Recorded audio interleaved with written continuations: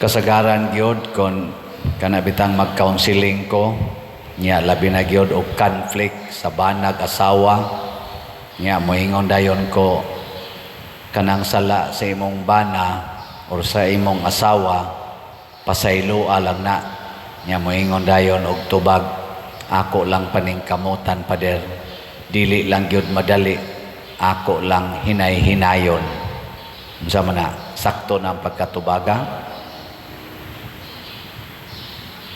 Di pagid nako sa Hinoon kaya karon pader pero naa naman na sa akong hunahuna ako lang hinay-hinayan pagpaningkamot sakto dili murag sakto pero dili gyud ang gusto des Ginoo aura mismo or ora mismo karon gyudayon mo na pag-ingon gyud aning tao nga mukuyog niya, mukuyog ko nimo bisag asa ka. Ingon de Jesus, sure, ako ra ba? Wa ko'y kapahulayanan. May pang mga milo, kay naapay taguanan nga lungag or sag. May pang mga langgam, kay naay sag nga ilang paulian. Pero ako, wa gid ni siguro. Pasabot, naghimo ang Ginoo sa iyang misyon wa mag-agad kung doon na ba siya'y balay, doon na ba'y taong mudawat niya, naabay lugar nga iyang tawgon o iyang pinuyanan. Usahay kita, ingnon tang alagad sa simbahan, maingon dayon ta, o mualagad ko pero ako usa ning ipahilo na akong pamilya. Ya, once gani nga okay na ni, asag di lang, naaraman gina ang pag-alagad sa simbahan. Nindot no kamorong nag-alaga din labi na mo mga lektor o salmista unsa man ni alagad mo tungod kay wa na mo'y obligasyon sa simba sa eskwela sa sana pamilya mga buangon mo na kasagaran ngadto gawas nasod dili ni ang pag-ingon lang sa pagtamay ba pero reality ni siya nga ang kasagaran mo serve og simbahan kana ra gyung mga retired na mga 70, 60 kapin kay kining working class nila dito busy kay trabaho why time para usas pag-alagad sa simbahan nya usahay sad mga bata inigabot ana mga 14 years old nga nisugod na sad sila og himos ilang mga gitawag og personal nga mga paningkamot amawa na sad na sa simbahan.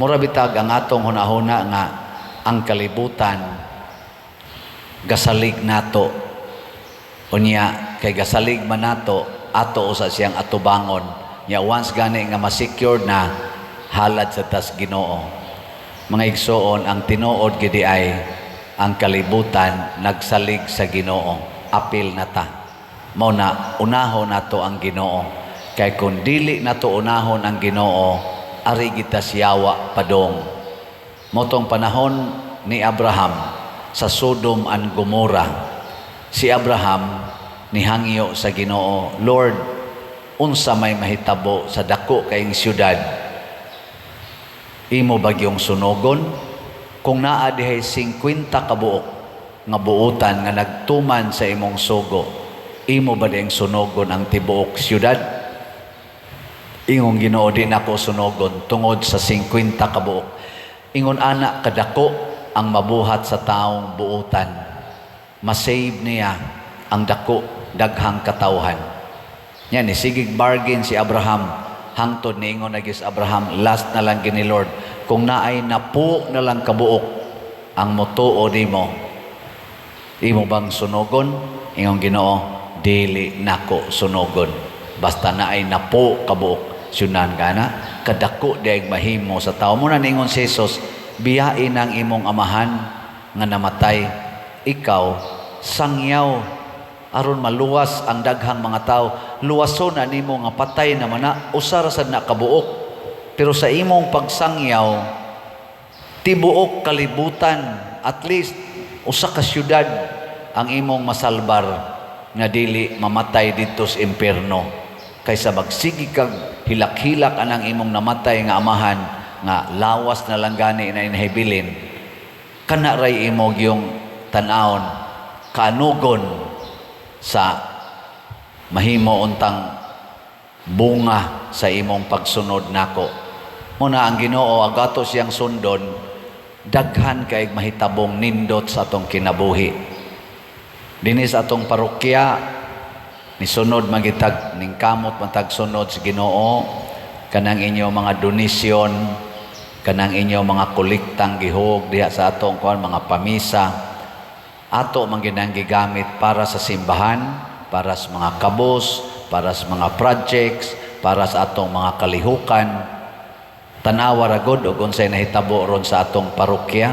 Nya dili ra sa atong parokya ni naka apil pagyud taghatag ngadto sa panginahanglan sa Archdiocese.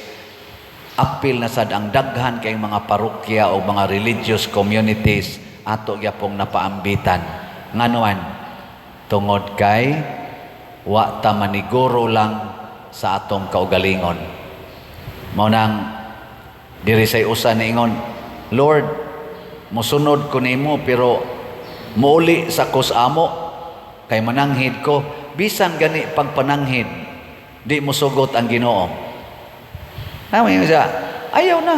Ako nagoy imong gisunod, mananghid pa jud ka dito nga binuhat ra man nako. Ako mo'y sunda. Nindota no? Gilinga imong tupad. Ing na mananghid pa ka sa imong bana aron mo kuyog kang father. Tingnan ko no. Mapatian kita sa bana aning kalakiha. Mao na siya rato nang una-unaon kung imo nang gibuhat tungod sa Ginoo, ayaw nagpananghid. Meaning sa pagbuhat nato sa sugo sa Ginoo, dili na ta maghuna-huna unsay isulti nato sa mga tao. Padayon buhat. Mao na dinhi kining atong giingon nga ang Ginoo maayo ug maluluyon, mag-agad ra sad ni nato kun maayo ta ngadto sa Ginoo ug maluluyon sad sa atong isig katao. Pero kita ra gyud magpaluoy-luoy, kita ra gyud mo'y murag maniguro sa atong kaugalingon, ang Ginoo sad dili sad maayo, dili sad maluluyon nato. Kinahanglan kita mo buhat ngadto sa atong isig katao sa mga buhat sa Ginoo. Mao na manghinaot ta nga ang ato untang paningkamot matag adlaw, labi na gid sa atong mga leaders sa gobyerno ug sa simbahan, magbuhat unta sila, dili magsigig hunahuna nga susunod tuig eleksyon na sad, 2028 eleksyon na sad, kinahanglan mamundo ko karon. Ayaw ana. Mga leaders, trabaho mo maayo unsay ikahatag ninyo sa atong nasod. Ang Ginoo maura sa imo palambo sa inyong kinabuhi sa sunod panahon. Tanawa karon unsay nahitabo. Ang mga dinaog-daog kasagaran maoy nidaog atong midterm elections. Ang mga kaning gitawag natog mga banggiitan kunuhay in terms of kwarta, in terms of gahom and influensya nangapildi. Dili na ingon nga final na. Doon na pa'y laing challenge sa mga nidaog. Ang challenge, andam ba mong musunod sa pagkamaayo o sa pagkamaluluyon sa Ginoo. Di gani mo mubuhat ana, igo ramos pagdaog, nya lipay na kay mong nidaog mo, malusno orsad mo mura og Sodom and Gomorrah, masunog ra mo, mawagtang sad mo passing.